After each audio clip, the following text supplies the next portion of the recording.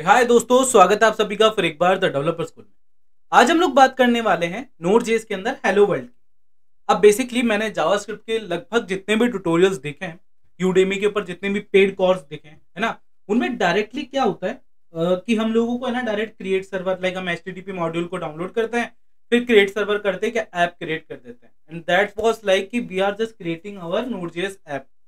पर first of all हम लोगों को उसमें हेलो वर्ल्ड लिखना आना चाहिए, है ना।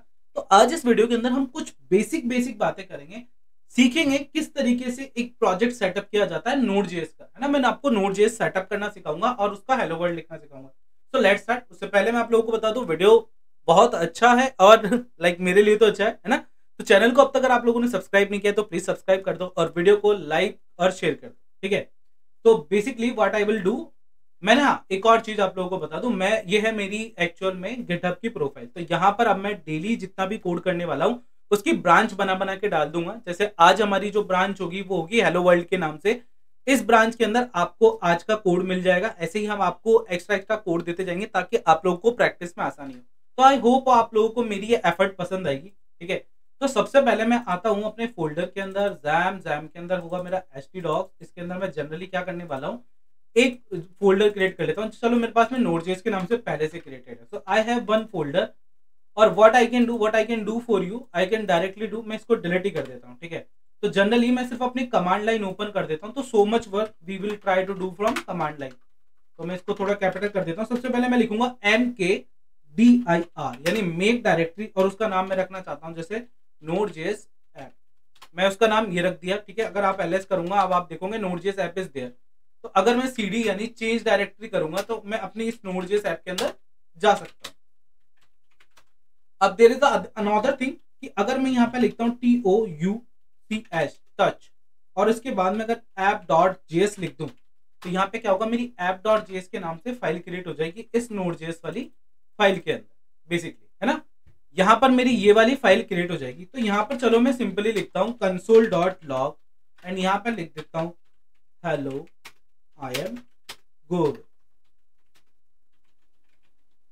ठीक है। मेरे को क्या ना कीबोर्ड देखकर ही टाइप करना आता है, मैं वैसे टाइप नहीं कर पाता जल्दी से। सो दैट्स ऑन, मैंने एक फाइल बनाई है और मैंने इसके अंदर टाइप कर दिया। अब मैं यहाँ पे डायरेक्टली जनरली अगर मैं नोड लिखता हूँ, है ना, तो आप देखोगे कि जैसे ही मैंने यहाँ पे लिखा मेरी फाइल यहाँ पे चल रही है, ठीक है। तो यहाँ पर अगर मैं चाहता तो अपने इंटरप्रेटर के अंदर जो मैंने नोड लिखकर स्टार्ट किया उसके अंदर इसको कर सकता था, पर मैं जनरली अपनी उस फाइल को रन करूंगा। नोड app.js लिखकर मैं उसको अगर रन करूंगा तो आप देखोगे हेलो आई एम गोविंद मैंने उसके अंदर लिखा था, एंड दैट्स ऑन मेरे पास प्रिंट होके आ गया था। तो वो जो क्रिएट सर्वर करके हम लोग करते हैं वो क्या करते हैं, हम उसको एक पोर्ट के ऊपर लिसन कराते हैं, क्योंकि भाई हम लोगों को क्या है अपनी ऐप बनानी है, ठीक है। और वो ऐप एक पोर्ट के ऊपर चल रही होगी, तो जब एक असेंशियल यूआरएल एक एचटीटीपी प्रोटोकॉल हिट होगा तो हम लोगों को डेटा देना होगा। आई नो ये थोड़ी बड़ी टर्म लगती है, सुनने में थोड़ी बड़ी टर्म है ना, तो आप लोगों को उसको सीखने और समझने में टाइम लगेगा। तो अभी के लिए इतना करते हैं कि अगर हेलो वर्ल्ड लिखकर दिखाना है, अगर आपके इंटरव्यू में आपको बोला गया कि एक नोड.जेएस के ऐप में मुझे हेलो वर्ल्ड लिख के दिखा दो, तो दोस्तों उसके लिए आप लोगों को ज्यादा कुछ नहीं करना है। Do a smart work, not a hard work, just a smart work. एक नोड.जेएस के नाम एक app.js बना दी, अगर वहां पे एनवायरनमेंट अवेलेबल है, और उसके अंदर डायरेक्ट console.log करके दिखा देना, आपका इंटरव्यू लाइक बिल्कुल वो हो जाएगा, लाइक चकाचौंध रह जाएगा। उसको ये कहते हैं कि क्या बात है, इस बंदे को पता है कि डायरेक्ट console.log वहां काम करता है। चलो दूसरी चीज ये है, फिर एक सेकंड क्वेश्चन इंटरव्यूअर का होता है कि यार ब्रदर मुझे ना अलर्ट देखना है, मुझे अलर्ट देखना है। वो क्या बोलना चाहता है, अलर्ट देखना है ना। तो ठीक है, अपन उसको अलर्ट की बारे में बात करते हैं। तो जब आप इसको कुछ ऐसा करते हो, और मैं अब यहाँ पे दोबारा ये चलाऊंगा तो ये आपको बोला अलर्ट इज नॉट डिफाइंड। ऐसा क्यों, ऐसा दोस्तों इसलिए होता है। तो पहली बात, जब भी हम अलर्ट करते थे जावास्क्रिप्ट के अंदर, तो जो अलर्ट है वो कहाँ पे दिखता था, ब्राउजर पे दिखता था। कहाँ दिखता था हमारा अलर्ट, ब्राउजर पे दिखता था। तो ब्राउजर पे अलर्ट दिखता है क्योंकि वो एक यूआई का पार्ट है। तो आप लोगों को मैं एक बेसिकली चीज बता दूं कि जो ब्राउजर पर हम लोग यहाँ पर जाते हैं, और लाइक मैं यहाँ पे ये ओपन करता हूँ, तो यहाँ पे आप देखोगे एक विंडो करके मेरे पास एलिमेंट होता है, ठीक है। मेरे पास में डॉक्यूमेंट करके एक लाइक ये होता है, सॉरी ये डॉक्यूमेंट करके होता है, ठीक है, document dot gate element by ID. तो बेसिकली जितना भी काम मुझे ब्राउजर के ऊपर रेंडर हुए हुए डॉम यानी डॉक्यूमेंट ऑब्जेक्ट मॉड्यूल के ऊपर जितना भी काम मुझे कम करना था, वहां से चीजें लेनी थी, तब ये चीजें काम पे आती थी। यानी यूआई यूएक्स से रिलेटेड मुझे अगर कुछ काम करना था जावास्क्रिप्ट के थ्रू, कुछ इवेंट्स वगैरह के ऊपर, तब मैं बेसिकली ये करता था। अब इंटरनली क्या होगा कि बंदा जो भी है ना इवेंट के ऊपर क्रिएट कर रहा है, क्लिक कर रहा है, बेसिकली हम जावास्क्रिप्ट में भी ये करेंगे, पर उसके लिए हम टेम्पलेटिंग पार्ट काम करेंगे, टेम्पलेट इंजन डाउनलोड कर लेंगे, ठीक है, जावास्क्रिप्ट में लगाएंगे और उसके थ्रू करेंगे, तो वो आने वाले पार्ट्स में करेंगे। पर अभी के लिए ऐसे समझो कि आपकी जो फ्रंट एंड बनने वाला है वो रिएक्ट में बनेगा और जो नोड जेएस होगा आपका बैक एंड होगा। तो जो बटन के ऊपर क्लिक कर रहा है वो बंदा कहां से कर रहा है, रिएक्ट जेएस की ऐप से कर रहा है, ना कि आपके नोड जेएस की ऐप से। तो रिएक्ट का फर्ज बनता है उसको अलर्ट दिखाना, और नोड जेएस का फर्ज बनता है कि अगर जब आपने उस बटन के ऊपर क्लिक किया, ठीक है, और उसके थ्रू अगर कोई डेटा आया, उसके थ्रू कोई डेटा आया, मतलब एक एचटीटीपी प्रोटोकॉल कॉल हुआ और वो रिक्वेस्ट आपको रिसीव हुई आपकी नोड.जेएस ऐप में, तो कंसोल दिखाने का काम किसका है, आपकी बेसिकली नोड.जेएस का। किसका, नोड.जेएस का। तो क्या इसका मतलब यह है कि रिएक्ट.जेएस console.log नहीं दिखाएगा? बिल्कुल दिखाएगा, पर मान लो आपको कोई एचटीटीपी प्रोटोकॉल कॉल नहीं करना पड़ा, आपने क्या किया, इस बटन की क्लिक के ऊपर बस console.log दिखाना था, हाई दिखाना था, हेलो दिखाना था, बट नथिंग लाइक कि कोई आपको आईओ कनेक्ट करना पड़ रहा है, आपको किसी सिस्टम को कनेक्ट करना पड़ रहा है या सर्वर कनेक्ट करना पड़ रहा है।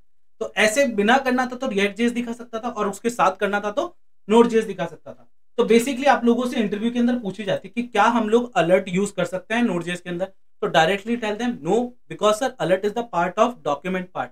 तो जब नोड.जेएस इनबिल्ट किया गया या बनाया गया तो उसके अंदर से काफी सारी चीजें हटा दी है और काफी सारी नई चीजें डाली गई हैं। जैसे कि आप लोगों ने कई सारे जावास्क्रिप्ट के ऐसे फंक्शंस के नाम सुनोगे इसमें जो बेसिकली जावास्क्रिप्ट में होते ही नहीं है, बट डायरेक्टली हम लोग क्या बोलते हैं, ये तो जावास्क्रिप्ट का फंक्शन है। No brother, that is not a part of JavaScript, actually these are the part of some other packages. तो सर्वर साइड लैंग्वेज के अंदर जैसे कैसी चीजें शामिल की गई होगी कि जैसे अगर मान लो मुझे कुछ पासवर्ड हैशिंग करनी है, मुझे क्रिप्ट करना है, फैच करना है, एफएस मूव फाइल सिस्टम वगैरह, ये जो चीजें है ना, ये सारी चीजें नोड.जेएस में शामिल की गई है एज अ पैकेजेस। तो आई होप आपको ये बात समझ में आई होगी। चलो अब एक सिंपल सी चीज करते हैं। वो सिंपल सी चीज ये है कि अगर मैं यहाँ पे क्लियर कर दूं तो आपसे पूछा जाता है सबसे पहले आप लोगों को अगर कोई नोड.जेएस का प्रोजेक्ट सेटअप करना है तो हम सबसे पहले क्या करते हैं, यहाँ पे मान लो मैंने लिखा npm init, तो मैं जैसे ही npm init करता हूं तो यहाँ पर बेसिकली क्या होता है कि मेरे पास में लिखा हुआ आ गया पैकेज नेम। मतलब मैं क्या बोल रहा हूँ, npm init मतलब npm initialize node package manager को इनिशियलाइज कर रहा हूँ, उसको बोल रहा हूँ कि भाई आजा काम में। इसके ऊपर एक छोटी सी बात बताऊंगा पर पहले, ठीक है, तो मेरे पैकेज का नाम क्या है, नोड.जेएस ऐप। मैं चाहूं तो चेंज कर सकता हूं, पर डिफॉल्ट क्या देता है, जो मेरे फोल्डर का नाम है। तो मैंने इसका नाम दे दिया जैसे हेलो, मैं इसका नाम दे रहा हूं hello world. Okay, sorry just a second, मैं उसका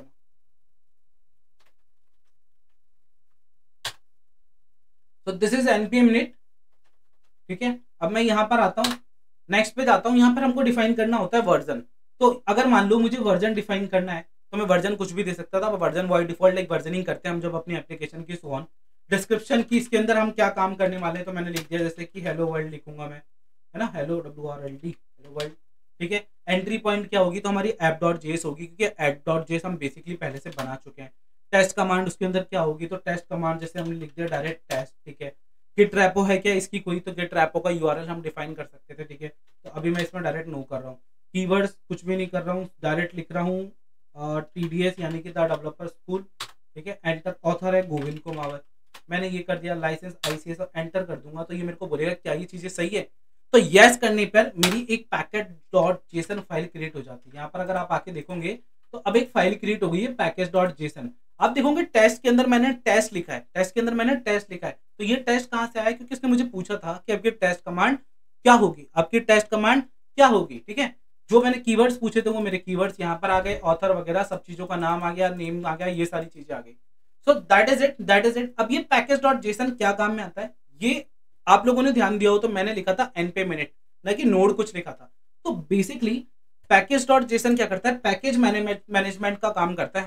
हमारा जो पूरा फंक्शनिंग है, तो हमारी कॉन्फ़िगरेशन हम बेसिकली पैकेज.जेसन के अंदर रखते हैं कि कौन सी डेवलपर टूल्स में काम में लूंगा, कौन सी डेव डिपेंडेंसी में काम में लूंगा, कौन से पैकेजेस काम में लूंगा। तो इन दैट सेंस अगर मुझे कोई पैकेज इंस्टॉल करना है तो वो पैकेज यहाँ पर रिफ्लेक्ट होता हुआ दिखेगा आपको, और इन फ्यूचर हम उनके वर्जन चेंज करना सीखेंगे, जो कि बहुत क्रूशियल पार्ट होता है ना। So that is what we can do with this package JSON. तो ऐसे हम पैकेज.जेसन क्रिएट करते हैं।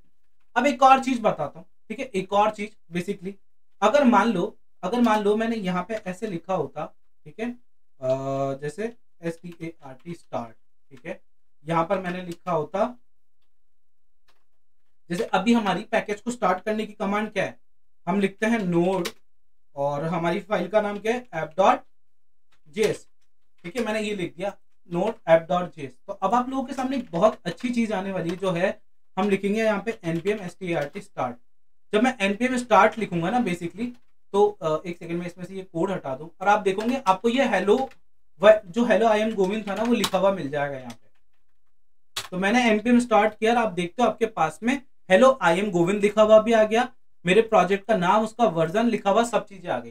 तो तभी आप लोगों ने देखा होगा बेसिकली कुछ लोगों के प्रोजेक्ट npm स्टार्ट करने से चलते हैं, कुछ लोगों के प्रोजेक्ट लाइक npm स्क्रिप्ट से चलते हैं, कुछ लोगों के npm रन डेव करने से चलते हैं। तो ये अलग अलग क्यों चल रहे हैं? क्यों? क्योंकि वो बंदे अपने पैकेज डॉट जेसन के अंदर अपनी स्क्रिप्ट का नाम डिफाइन करके आते हैं। पर सबसे ज्यादा आप लोगों ने देखा होगा कि most of the peoples are using npm start. अगर रिएक्ट और एंगुलर पे आपने काम किया है तो आप लोगों को ये पता होगा कि हम लोग npm स्टार्ट लिखकर अपना जो है सर्वर चालू करते हैं। सो दैट इज इट। हम लोग कैसे करते हैं, वो यहाँ पे स्क्रिप्ट में आते हैं, अपनी स्क्रिप्ट डिफाइन कर देते हैं।